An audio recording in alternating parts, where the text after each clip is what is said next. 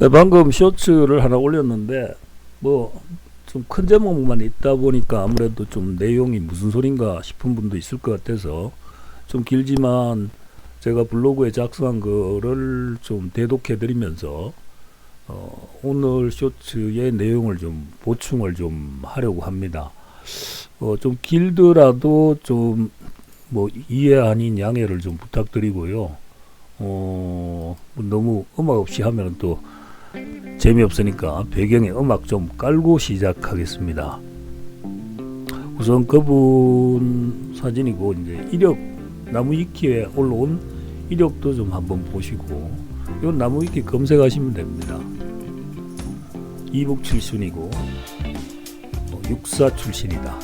그리고 군에 종사했고 국정원 출신. 여기까지는 다 하실 거예요.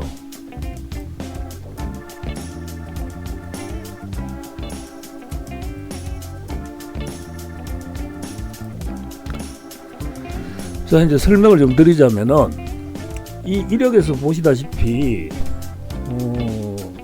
정말 화려하죠. 그러나 이 이력은 그 집안 배경이 좋다든지 아니면 줄을 잘 썼다든지 운이 좋아서가 아닙니다.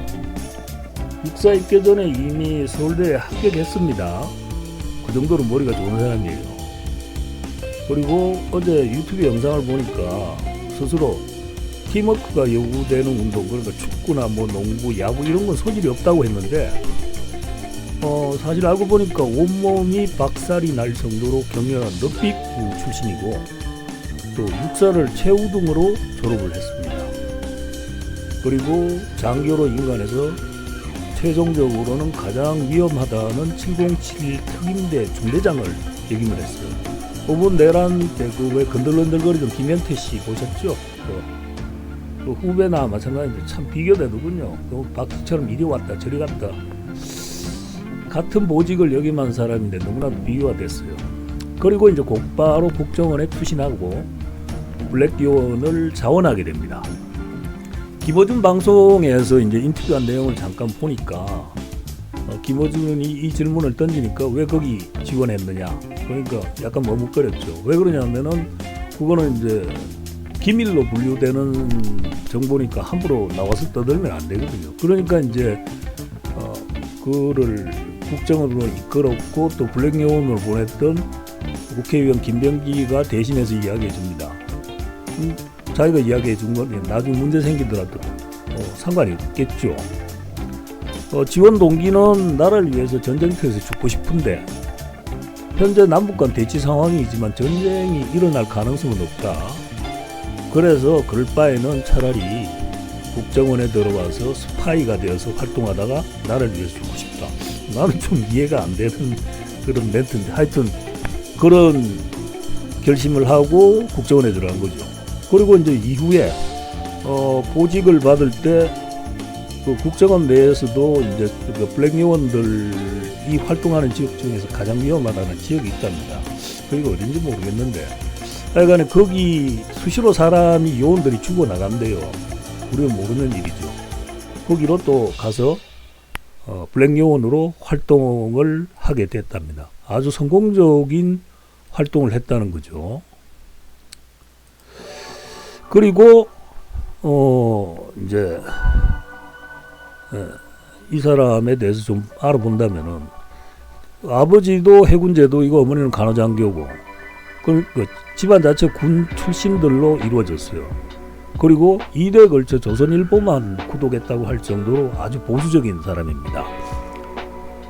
그런데 이거는 단순히 그가 틀딱이라고 일컬어지는 꼴통 보수가 아니고 정통 보수라고 해석을 해야 맞을 겁니다. 근데 이제 이런 그 열독자를 방간음에 조선일보는 나중에 그 뒤통수로 후려갈겠죠, 사슬로. 그리고 또 이제 내란 재판 과정 중에 정언의 진실성을 흔들려고 그 변호사들, 윤석열의 변호사들이 공작금 유용 혐의를 이제 거론을 했습니다. 근데 이제 국정원에서 이를 반박해줬죠. 그래서 오히려 청렴하다는 인상을 더욱 돋보이게 했고, 내란 직전에는 그렇게 이제 자기가 좋아하던 대통령이 위법한 계엄을 실시하자 이거 미친놈 아니냐 하며 명령 수행을 거부했고 탄핵 심판의 주요 증인으로 나섭니다. 일각에서는 그가 시류를 잘 보고 편성한 것이라고 헛소리를 해야 되는데, 사실 성부를 예측할 수 없는 당시 상황에서, 그리고 다수의 인물들이 그런 선택의 갈림길에서 패가망신하는 패를 선택했잖아요. 그런데도 불구하고 그는 이걸 반대하는 그런 선택을 했다는 것은 보국 위민, 그 외에는 없다고 봐야 되는 게 맞는 거죠. 그래서 정통 보수라는 겁니다. 그리고 재판 중에도 내내 초심을 잃지 않고 본인이 수행해야 할 바를 흔들림없이 수행하고 있었습니다. 그러니까 정언에서 앞뒤가 틀린 게 없다는 이야기죠. 그리고 정인으로서 나왔으니까 정인에 충실했다는 뜻입니다. 그리고 이때 여권이나 정부에서 뭐 지원 같은 거는 전혀 없었습니다. 무슨 지원을 해줬습니까? 지원도 안 해줬는데 혼자 사잖아요. 혼자 사는데도 저렇게 흔들림 없고 대포알 같은 카메라가 수십 대가 비추는데도 꼼짝도 안 하는 거 보면은 정말 대단한 대단하고 담대하고 강직한 캐릭터라고 칭찬을 하지 않을 수가 없습니다. 근데 여기서 우리가 좀 주목해야 될 부분인데, 윤석열한테 개몽됐다는 김계리 변호사 있지 않습니까? 그 헌법 재판할 때 헌재에서 국정원에서 주지 않으면은 알 수 없는 그런 자료들을 빼내가지고 그걸 증거로 제출했다고 했고, 홍장원 씨도 여기에 대해서 지적을 했습니다. 이거는 곧 아직도 국정원 내에 내란 세력의 잔당들이 남아있다는 의미인데, 이 부분은 좀 더 수사를 해봐야 되지 않을까라는 생각이 듭니다. 자,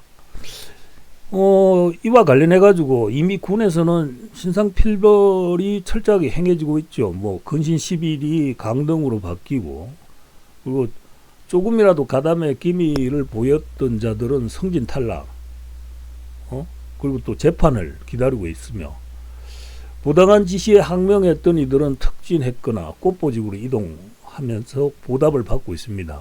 그리고 또 당연한 일이지만, 의무고 당연한 일이지만 민주당 정치인들은 지금 장차관으로 입각해서 승승장구하고 있고요.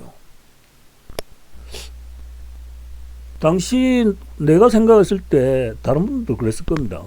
이 사람은 국정원장 자리는 따놓은 당상, 그렇게 생각했는데 아직도 백의종군하고 있어요. 이유가 뭘까? 제가 한번 좀 생각을 좀 해봤는데요. 첫 번째는 그 대목자는 질시와 질투들로 이해가 됩니다. 이 사람이 가진 지적, 육체적 능력은 이제 환갑을 지났음에도 불구하고 뭐 민주당뿐만 아니라 어느 누구도 감히 대적할 만한 인물들이 없다고 봐야 됩니다. 그리고 그가 가진 이력을 넘어서는 이들 또한 없죠. 이는 곧 홍장원 씨가 민주당에 합류하는 순간 민주당 내 질서에 큰 변화는 불가피하고, 이것은 곧 잘 챙겨 먹고 나눠 먹던 밥그릇이 깨지는 결과로 이어질 거라는 생각입니다. 두 번째는 여태 봐온 이 사람의 청렴성이죠. 정치에 물들면은 나중에 어떻게 변할지는 모르겠지만, 일단 합류하게 되면은 분명히 이 사람을 중심으로 하는 세력이 생길 것이고, 이 세력들은 민주당 내의 기득권과의 밥그릇 투쟁에 나설 것입니다. 그렇게 되면은 충돌은 불가피하죠. 또 이런 충돌은 뒤에서 아직도 야합으로 그 권력 나눠먹기를 하고 또 사익을 추구하는 그런 가짜들이 있습니다. 그들의 계획에 큰 차질을 빚을 수 있을 가능성도 있죠. 또 마지막으로는 국민적인 지지입니다. 지금 이 사람에 대해서 국민의 호감도를 조사한다면 거의 80% 이상의 지지가 나오지 않을까. 근데 그가 만약 정계에 입문하게 되면은 그를 지지하는 여론이라든지 지지율 같은 거는 노무현이나 이재명 이상급이 되지 않을까. 여러분들도 다 아시겠지만 김대중 이후로 기성 정치인들 중에서 대통령이 된 자는 없어요. 노무현, 이명박, 박근혜, 문재인, 윤석열, 이재명까지 전부 그렇게 처음에는 지명도가 없던 사람들이고 이들이 갑자기 급부상해서 스타로 등극을 했죠. 그거는 곧 무슨 이야기냐면은 기성 정치인들에 대한 불신이고, 이런 흐름은 아직도 국민들 사이에 주요하다고 봐요. 그리고 또 지금도 그렇고 그때도 그렇고 기성 정치인들 중에 아무리 뜯어보고 분석해봐도 대선 후보가 될 만한 인물이 없다는 측면에서도 당연한 예상이 아닐까 싶은 생각도 듭니다. 만약 이런 홍장원이 민주당에 입당하게 된다면 어떻게 되겠습니까? 그나마 잠룡이라고 하던 친구들이 전부 다 지렁이급으로 전락될 것이고, 그런 그들의 입장에서 봤을 때는 이 사람을 어떻게든 이번 내란 재판에서 승리하는 도구, 선전용으로만 활용하려 들지 않을까라는 생각이 듭니다. 여러분들 생각은 어떠세요? 근데 만약 그를 계속해서 외면한다면은 좋지 않은 결과가 저는 나올 거라고 봅니다.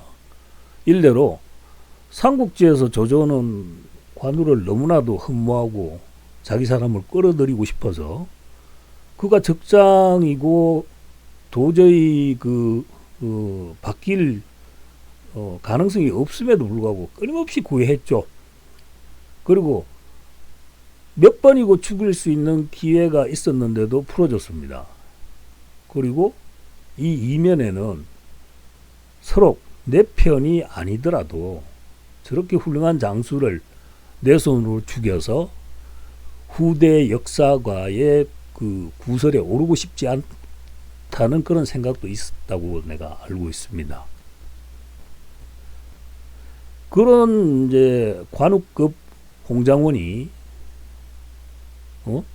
주군이라도 해도 사실 유비는 좀 주군으로 모시기에는 좀 너무나도 왔다리 갔다리 했지 않습니까? 그런데도 관우는 충직하게 절개를 지켰지만은 홍장원 씨 같은 경우에는